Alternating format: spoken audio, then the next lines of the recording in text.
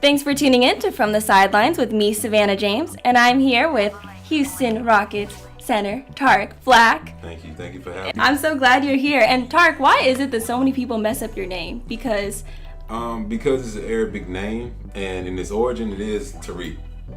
So most in the Middle Easterners would pronounce it that way, but my mom decided to switch it up and do what she wanted to do with it. Okay. And so that's why my particular name is Tarik, but the actual pronunciation, the way it's spelled, is kind of technically Tarik. Okay, yeah. So basically, we're saying it wrong. Me and my family saying it wrong, and everybody else kind of got it right. Because I hear, Tarik, Tarik, just all these things. I'm like, it's Tarik Black. People get it right. People got to get the name right. And now they have to get used to seeing you in new colors, the red and mustard, which is weird because I'm just so used to the purple and gold for you. I'm used to you as a Laker. You and me both, but it's a big transition for me though. It's huge. It's a huge transition. Yeah. I will admit it's discomforting, but it's actually a good thing. It's a good thing. So you're feeling good about it. New team, new season, new city. Of course. You're good. It's not that new though. Okay, because you started out in Houston. That's where your NBA career began. Mm-hmm. And before that, you were undrafted, which is crazy because how many players, start off undrafted and they're still in the league by the fourth season? Yeah. I mean, that's pretty phenomenal. Right. Well, the NBA, I think the average career is about 3 or 4 years, so I'm knocking on the average. So You're let's doing pray good. I get past You're that. doing good, definitely. Was there ever any moment of doubt for you? Definitely. When my first draft summer, I didn't have any NBA workouts, and I was blessed enough to get into a workout with the Clippers. Ironic that I played for the Lakers. My first workout I got blessed with was a Clipper workout, but every team was there. It's like a combine, like a mini combine. Right. The Clippers put on, and I did extremely well. The doors were open, and man, by the time I left the gym, I had like 20 workouts at that time. Wow. And so it was just like a huge blessing for me. Right. Yeah, but it's highly unlikely.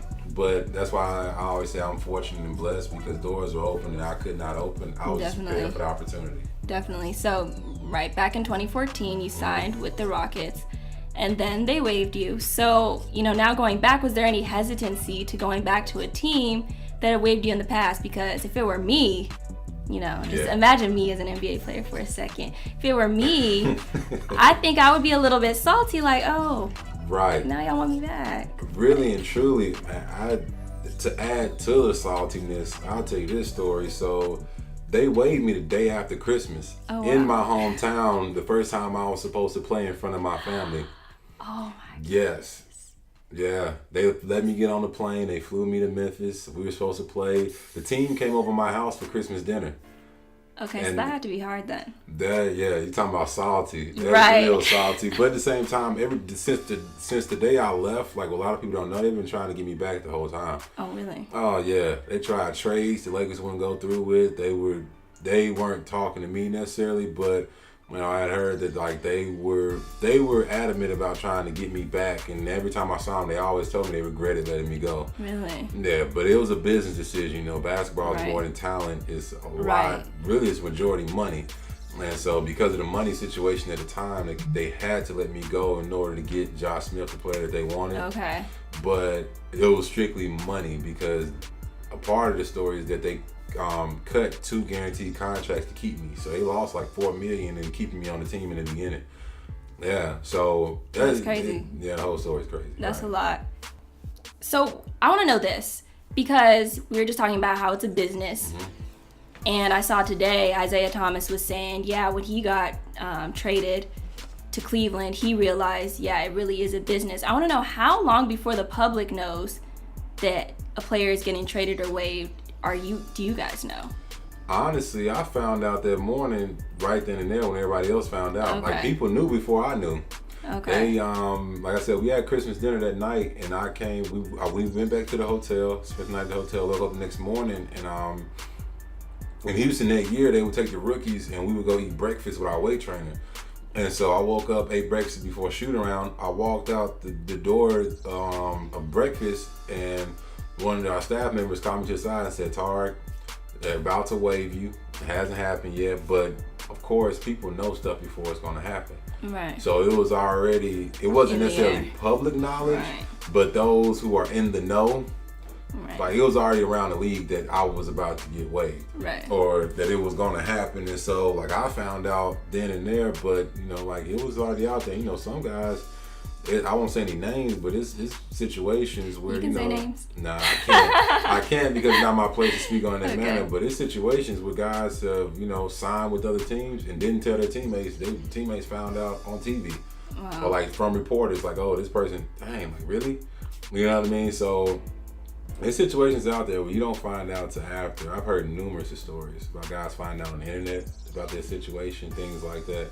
You know, that just seems so crazy to me because it seems like, you know, you think a team has loyalty to you and then they don't, you know? Yeah, but that's what a lot of players argue right now, especially in the wake of Colin Kaepernick and Right. everything that's going on with him, is that it's ironic how, you know, and even with Kevin Durant, like, it's ironic how players get shunned when they leave places and their stories get put on blast, but in return, when teams do messed up things, or not even just messed up, but when they practice business and do what's best for the team, fans and people don't take that and say, oh, that's messed up. You know what I mean? Or they don't treat the team like they treat the players that decide to do what they're supposed to do. When some players make decisions because it's the best thing for my family. Exactly. You know, where a team is making the decision, it's not the best thing for your family. You just don't want it anymore, so you just wipe your hands with a person, or you just decide to do this because you wanted to, and it's like you get away with no repercussions at all. And what's with the burning jersey thing? Why do people burn jerseys? I don't get it. It's like you supported this person the whole time, and now you're gonna burn their jersey just because they go to a new team? Some people, and I have to appreciate this. I can't be a hypocrite because, you know, fan appreciation is something that I consider highly and I appreciate highly. But with that being said, you know, you have diehard fans, especially when you're talking about major organizations or like a hometown team. Man, those fans love that team like as much as they love their family. Like some people, that team is a part of their family. That's their tradition. Like every Sunday they went to a game, or this player used to come over their house and eat. So they love the team so much that it hurts them really, really bad when players decide to do something different. It's like, well, if the girlfriend broke up with you, you probably burned her stuff. So it's like a girlfriend breaking up with you. This player left you, he broke up with you. So now I got to burn this stuff. Okay, good point to that. Good point. Now, I want to ask you, what was your deciding factor really with going with the Rockets again? Because I know you're also in talks with the Clippers. So what made you want to go to the Rockets? Oh, a lot of teams called. That was never the problem in my situation. But with the Rockets, for one, the coach, Chris and James, reached out to me within hours of each other. They found out that that the Rockets were pursuing me. All three of them reached out and were like, we want you to come down here. We want to see you here. And so those are the three main guys you need to hear from on a team to say they want you down there, especially when you're considering your next move. And in a contract year where you want to play and you want to do well, with 2-star players and the head coach called me and said, we really want you here, then I feel like it's the best opportunity. And two, you know, one of your questions is asking about pregnancy and being married, just getting married. And so with that being said, congratulations, by the way. Thank you so much. With that being said, Houston is just comfortable. I've been there before, I played there before. They have great hospitals and medicine down there. And so it's just a great move also for my family. All right, so let's talk about family a little bit. How's married life treating you? It's treating me well. You know, it has its challenges, but it's the most beautiful thing you can ever walk in. It's so beautiful, and you know, because of my faith and being a Christian, like I understand that marriage was created to be such a thing of matrimony and unity, and it's like I've never experienced anything like this before in my life. I love to hear that. You know, I really do, because so many times in the media, when we hear about athletes and their relationships, we just hear the bad stuff. We hear about the cheating scandals, we hear about the divorces, and then people say, oh, well, they're athletes, it comes with the lifestyle. Oh, that's horrible. So you don't believe it comes with the lifestyle? You think that's just a cop-out excuse that someone made up just to justify that type of behavior, or what? I think that across the board, media just promotes drama. Like drama sells. It's like they say sex sells. You know what I mean? So the negative things sell. And so like, because for instance, like I saw that Denzel interview when the person asked him something, he made that person look stupid because he's like, you can't believe what you hear. Right. And so even in reading media, I understand, especially knowing some of the people that the media is about, is that half the stuff isn't even true. They may get a hunch about something that's totally left field. This guy went and had dinner with a woman, but that was his cousin that they had never known. But he's cheating now. You know what I mean? Because he was at dinner with, that's his cousin. Right. But like you hear some of these stories that are false, and those just dwindle away. You don't hear about those anymore. They don't come back and say, "Oh, sorry guys, that was a lie. We didn't know." Nah, it's still left in the minds of the people that, he was probably cheating, even though we're not hearing more about it. Oh, he cheats. Right. And so many stories that are lies, and the stories that are the truth, they don't put out enough stories of the beauty of marriage and how athletes are involved with their families and things like that. You only find that out on guys' Instagram stuff. Like, they don't actually take the time to write articles about that because that doesn't really sell. Right. People want to read the negative. No, you're totally right. And I was telling you earlier how one of my goals through my podcast series is to show my guests in a positive light, because I think that's really important, because like you said, the media often takes what sells, which is often the negative stuff. Yeah. So, I really want to be able to show you guys in a positive light. I speak on behalf of all athletes, and we appreciate it. Great. So, baby boy. Yes. When's the due date? October 31st. Halloween. October 30th. I'm sorry. Almost 31st is Halloween, her. baby. Yeah. October 31st is my wife's birthday. Right. Okay. That's exciting. So you're excited to become a new dad? Very excited. Kind of nervous. Not necessarily nervous, but it's just a weird situation being as his due date is right there when the season starts. Right. And so it's just like anxious to see how it all plays out with playing basketball. I know a couple of our games, like we go to New York, we go to Memphis, so we're going to be kind of far. Yeah. And so it's like, man, I just don't want to get that phone call and I'm way on another coast and I have to make my way back home, but gotta work it out. So, but it's exciting. It's very exciting. What kind of dad are you going to be? Are you going to be like a LeVar Ball type of dad? Are you going to be on your kid? Or are you going to kind of chill and let him do his own thing? What kind of dad do you think you're going to be? Honestly, in my experience in life and dealing with my family and friends and just people around me and the pressures I felt and the things I've had to battle in order to get to this place, I feel like because of that, my bias is going to lean more towards just being totally like laid back. Mm-hmm. And I always tell my wife that, whatever he wants to do, I'm going to tell him be great at it. I won't try to make him be an athlete. He doesn't have to ever pick up a ball if he doesn't want to, whatever. Right. But if you're going to be a man of your word, so if you're going to say this is what I want to do, Dad, then I'm going to be on you and diligent to make sure that like you're being a man of your word and you're really pursuing that. Right. And so that's my only stipulation. Okay. That's my only thing. Other than that, I'm lenient. Whatever you want to do your thing. As long as you're not out here doing nothing wrong and stuff like that. Not whatever you want to do. As long as you're doing the right stuff. Right. You know what I mean? You being the man that I'm raising you to be, then go for it. Sky's the limit. Yeah, I think that's awesome. Letting your kid have their own identity. Because I know so many times kids of athletes or celebrities or whatever, they feel that pressure to be like their mom or be like their dad. So, that's good. Man, me and Chris had a conversation. We were just sitting down and we were talking about my kid coming along, and I was talking to Chris. Chris's son is a junior.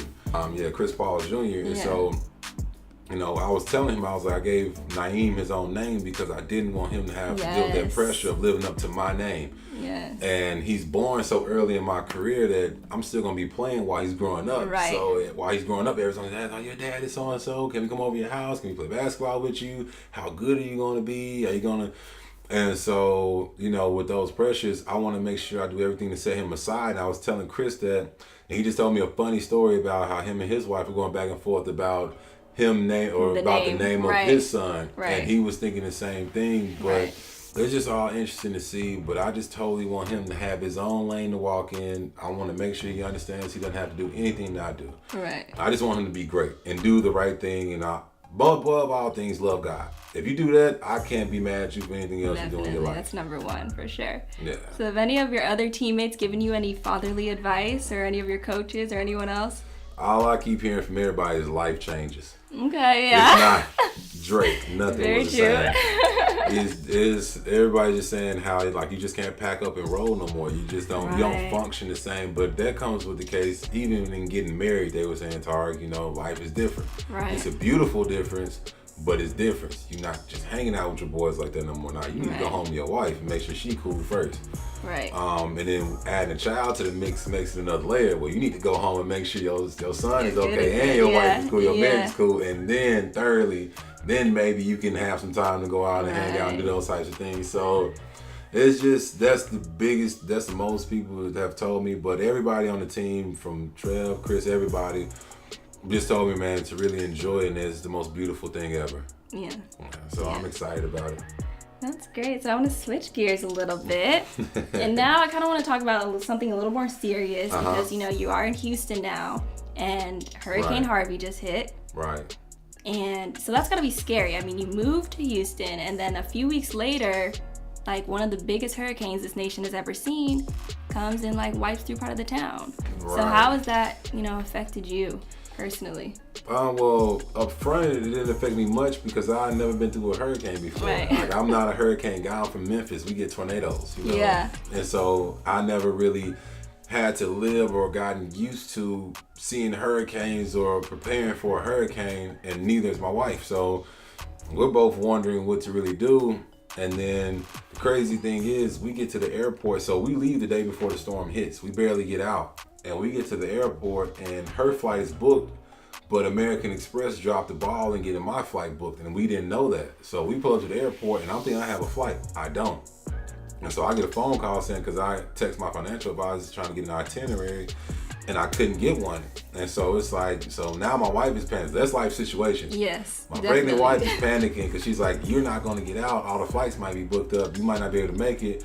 And as a husband, I have to say, no, you get on the flight. Let me figure out what I'm going to do with myself. Right. You have to get out of here because you and my son don't need to be down here for this. And so in the wake of that, and then panicking, trying to get a flight put together, and by the grace of God, ended up finding the flight and getting out of Houston the day before it hit and all the devastation hit. And so that's such a huge blessing, but it was crazy. Yeah, I can imagine. And I know the Houston Rockets organization is doing everything that they possibly can to, help out the community. Mm-hmm. And I know you also give back to your community back home in Memphis through your foundation, the Tarik Black Foundation. Tell me a little bit about that. What's the mission, the goals? Just to help inner city youth. Honestly, we're expanding because when things like this, like at first my mission was to help young men who were raised like myself in situations and circumstances where they don't get the same perspective in life. They don't have the same opportunities. And so my mission, me personally, my thing was that I wanted to present those young men opportunities and resources in education, health, and commonwealth. Just present a perspective, like I'm doing an art show soon, and I'm bringing young men from the inner city here in Compton to my art show, just so they can experience life in a different way. Right. But, when you see natural disasters and things like that happening with the heart that I have, it's like, this isn't necessarily, like, it plays into my mission some, but in the same, because it does play into my mission because of health, technically, but it's like, okay, we also need to help in the wake of natural disasters and when people are in need and need help. We need to be there for that too. We're not Red Cross, Red Shield, but Blue Shield, but we need to be there in helping. And so even with the art show, I'm planning on taking the proceeds and giving back a portion of the proceeds, if not all, to the Harvey devastation. And who knows what Irma would do. And who knows what my mother, I started with my mother. She's the president. And so who knows what me and my mom will come up with even giving back to Miami, and just that whole it's so much. And so we're just trying to figure it out. But we just got started a couple months ago, so we're trying to piece it together. No, I love that. I love seeing people use their platforms for good.